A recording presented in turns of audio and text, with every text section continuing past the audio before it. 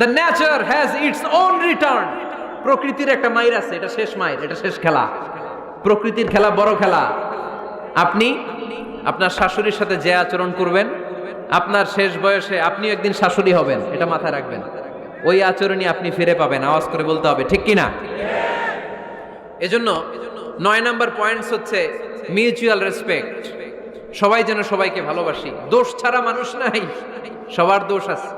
আমরা যেন একে অন্যের দোষ না খুঁজি। বৌমারা, আপনাদের কানে যদি আমার মাইকের আওয়াজ যায়, অল্প কিছু টেকনিক অবলম্বন করলে আপনি আপনার শাশুড়ির মন জয় করতে পারবেন। শাশুড়িরা আসলে বেশি কিছু চায় না। আগের জামানার মানুষ তো, এদেরকে ওইভাবে হাত করতে হবে। মাঝে মাঝে একটু শাশুড়ির মাথায় তেল দিয়ে দেন, চুলে তেল দিয়ে দিবেন আর কি। মাঝে মাঝে চুল আশ্রয় দিবেন, এগুলো কিন্তু খুব পছন্দ করে শাশুড়িরা। ওনার প্রেশারটা একটু মেপে দিবেন। ডায়াবেটিক্সের ওষুধটা খাইলো কিনা সময় মতো খোঁজ নিবেন।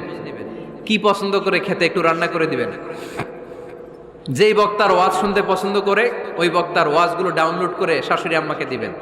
ইসলামী বই দিবেন। দেখবেন বয়স্ক নারীরা মাহফিল যেতে খুব পছন্দ করে, ওয়াজ শুনতে খুব পছন্দ করে, নবীদের কাহিনীগুলো শুনতে পছন্দ করে। বসায় বসায় একটু কাহিনীগুলো শোনাবেন। বাইরে বেরোলে জিজ্ঞেস করেন, আম্মা আপনার কিছু লাগবে কিনা। আর একটা টিপস আছে, চুল যখন আশ্রাবেন আর শাশুড়ির মাথায় যখন তেল দিয়ে দিবেন, তখন অতীতের কথা জিজ্ঞেস করেন। দেখবেন অতীতের স্মৃতিতে হারিয়ে গিয়েছে আপনার শাশুড়ি। কি জিজ্ঞেস করবেন জানেন? জিজ্ঞেস করবেন, আম্মা জান, মুক্তিযুদ্ধের সময় আপনার বয়স কত ছিল?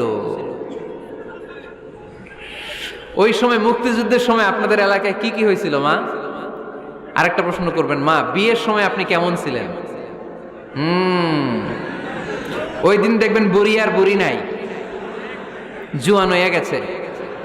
ওই দিন বলবে, মা আমি অনেক সুন্দরী ছিলাম, আমার মাথায় অনেক চুল ছিল, আজকে নাই।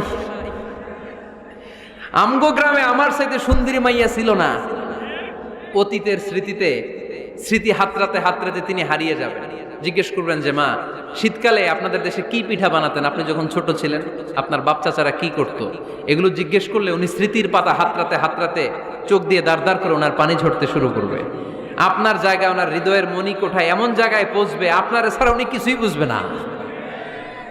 বৌমারা, এই অল্প কিছু টিপস অবলম্বন করে আপনারা আপনাদের শাশুড়ির মনকে জয় করতে পারেন। শাশুড়ি বৌমার দ্বন্দ্ব আমরা চাই না। আমরা চাই শাশুড়ি বৌমাকে নিজের মেয়ের মতো জানো।